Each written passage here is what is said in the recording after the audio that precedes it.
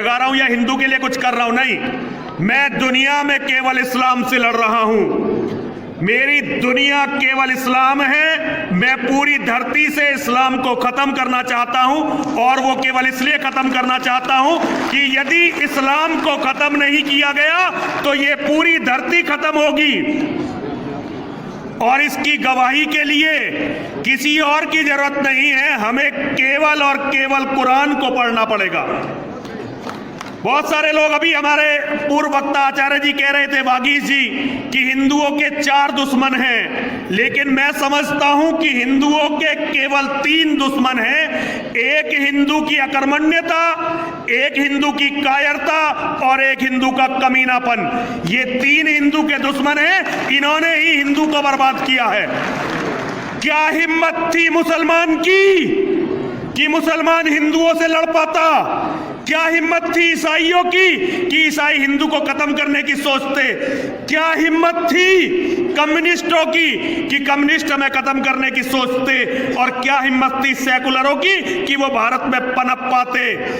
यदि मुसलमान ने ये सपना देखा तो इसका केवल एकमात्र कारण था, हिंदू अपने स्वार्थ के लिए लड़ता रहा, स्वार्थ के लिए मिटता रहा, कभी भी धर्म के लिए नहीं लड़ा। जितने भी लोग धर्म के लिए जिन्होंने लड़ने का प्रयास किया, चाहे छत्रपति शिवाजी हो, चाहे महाराणा प्रताप हो, चाहे गुरु गोविंद सिंह हो और चाहे महर्षि दयानंद सरस्वती हो, सारे के सारे केवल हिंदुओं से लड़ते रहे। मुसलमानों से लड़ने का मौका तो इन्हें बहुत कम मिला, क्योंकि सारे हिंदू छाती खोलकर खड़े हो गए कि मुसलमान हमें बहुत प्यारे हैं। कितने दिन महाराणा प्रताप मुसलमानों से लड़े हैं, जरा सोचकर बताइए। कितनी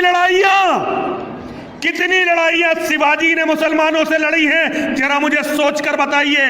गुरु गोविंद सिंह के सामने चमकौर की जब लड़ाई हो रही थी, 10 लाख का लश्कर था।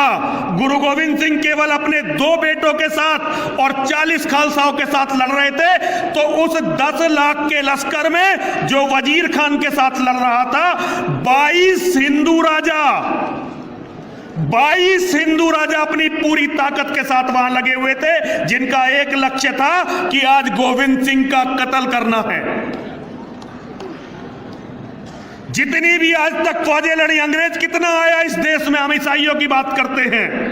वैसे तो मेरा मानना यह है कि अंग्रेज यदि इस देश में नहीं आया होता तो आज हम हिंदू के रूप में जीवित नहीं होते। और कितना अंग्रेज आया इस देश में? कभी भी इस देश में 1.25 लाख से ज्यादा अंग्रेज नहीं रहा। 1.25 लाख या 1.5 लाख, इससे ज्यादा अंग्रेज कभी नहीं रहा। हिंदुओं को गुलाम किसने बनाया? हिंदुओं को गुलाम हिंदुओं ने बनाया। हिंदुओं को कभी ना अंग्रेज हरा सका, ना हिंदू को कभी मुसलमान हरा सका। महमूद गजनवी जब अफगानिस्तान से चला तो उसके पास 20,000 लोग थे, और 20,000 लोग उसने कैसे इकट्ठे किए? उसने अफगानिस्तान में डुगडुगी पिटवाई। सारे राजा नहीं था कोई महमूद गजनवी। भारत पर राज करने से पहले इस्लाम का कोई राजा नहीं था। जिसे ये खलीफा कहते हैं, वो खलीफा केवल लुटेरों का सरदार हुआ करता था। अरब की अर्थव्यवस्था केवल मसाले बेचने और डकैती लूटमार पर आधारित थी। पूरी मेरे पास इसकी थीसिस है, कभी अगर ईश्वर ने समय दिया तो मैं दुनिया के सामने इस विचार को रखूंगा। जैसे नेवी, एडमिरल कौन होता है, नेवी कौन होती है? यूरोप के समुद्री लुटेरों की फौज, वो नेवी बनी। अफगानिस्तान के लुटेरे इकट्ठे होते थे, उन्हें संदेश दिया जाता था कि हमें भारत पर आक्रमण करना है। जहां सोना गलियों में बिखरा पड़ा है, जहां की औरतें परियों से भी ज्यादा खूबसूरत हैं, और जहां नामर्द रहते हैं जो उनकी हिफाजत नहीं कर सकते। महमूद गजनवी गारंटी देता था अपने सरदारों को कि तुम मेरे साथ भारत चलो, भारत में बहुत बड़ा वर्ग है जो तुम्हारे स्वागत के लिए खड़ा हुआ है। मुसलमानों की फौजें, लुटेरों की भूखी नंगी फौजें, उनके पास केवल तलवार हुआ करती थी और घोड़े हुआ करते थे। जब वो भारत को लूटने के लिए चलती थी तो यहां बहुत सारे राजा अपने पड़ोसी को हराने के लिए, अपने भाई को हराने के लिए, अपने साथी रिश्तेदारों को हराने के लिए उस फौज के साथ लग जाया करते थे। आज भी हम उसी मनोवृत्ति से लड़ रहे हैं। आज भी जो शासन है, आज भी शासन ना ईसाइयत से लड़ रहा है, ना इस्लाम से लड़ रहा है, ना कम्युनिज्म से लड़ रहा है। जहां भी कहीं अत्याचार हो रहा होगा तो केवल और केवल हिंदू संगठनों पर हो रहा होगा। जब तक हिंदू अपने धर्म को नहीं समझेगा, जब तक हिंदू अपने धर्म को नहीं मानेगा। अच्छा, हिंदुओं की बात तो छोड़ो, मैं आर्य समाजियों से पूछना चाहता हूं, यहां सनातनियों में तो केवल मैं ही हूं। सनातन धर्म का मानने वाला ये कह सकता है कि उसे तो पता ही नहीं है कि धर्म क्या है, क्योंकि सनातन धर्म के मंदिरों में अभी बात चल रही थी कि मंदिरों का ट्रस्ट इस सरकारों के पास है।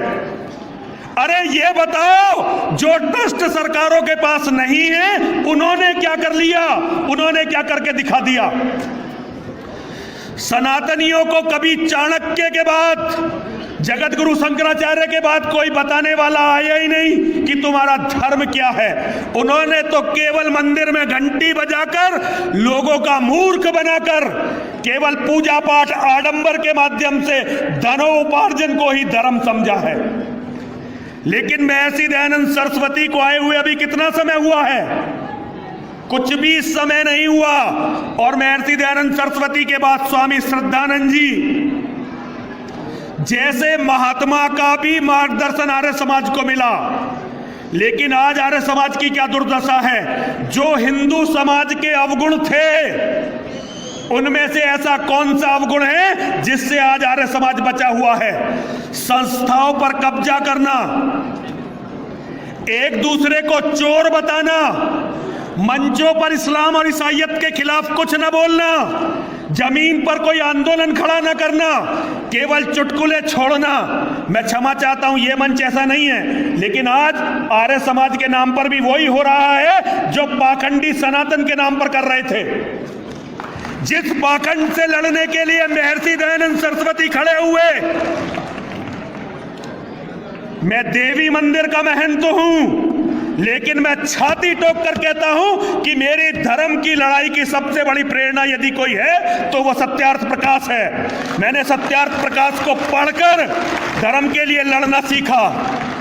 सत्यार्थ प्रकाश कहता है, एक बेटे के होने से तो बेटे का ना होना अच्छा है। कितने आर्य समाजी हैं आज जिनके 2 बेटे हैं? मैं सबकी बात नहीं कर रहा, लेकिन जनरली जिस बीमारी से आज से आर्य समाज के जन्म से पहले जिस बीमारी से सनातन धर्म ग्रस्त था, आज आर्य समाज भी उस बीमारी से ग्रस्त या तो हो चुका है या होने जा रहा है। जो समाज आत्मचिंतन नहीं करता और जो समाज प्रगति की तरफ नहीं चलता, वो समाज नष्ट हो जाता है। इस्लाम नष्ट होगा जरूर।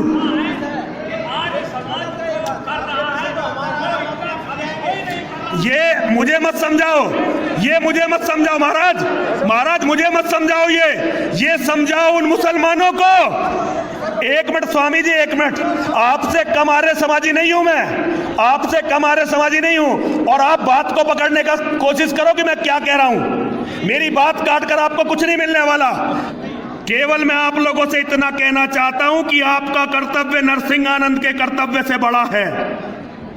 मैं केवल आपसे इतना कहना चाहता हूं, इसका कारण समझिए।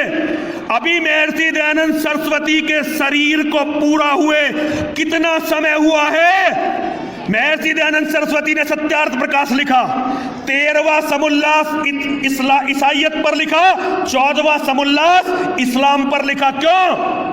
क्योंकि उनका कारण था, वो चाहते थे कि हिंदू धर्म में आप सारी विसंगतियों को दूर करो और उसके बाद धरती से ईसाइयत को और इस्लाम को खत्म करो। कितने आर्य समाजियों को आज ये याद है कि हमारा लक्ष्य इस्लाम को खत्म करना, दुनिया को आर्य बनाना है।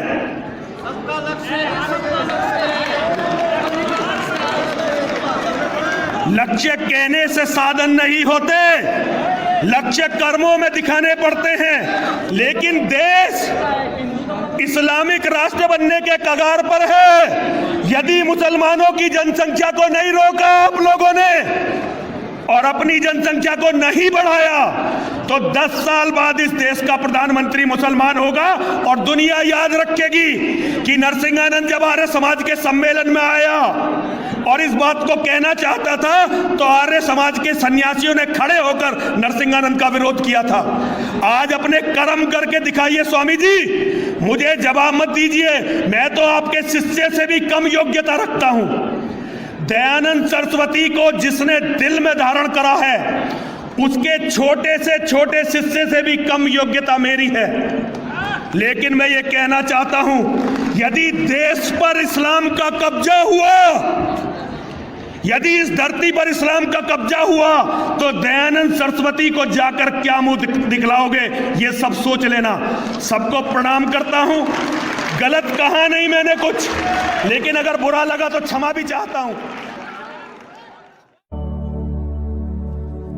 देवता कार्य सिद्धर्थम सभास्तंभ समुद्भवन श्री नरसिंह महावीर नमामि।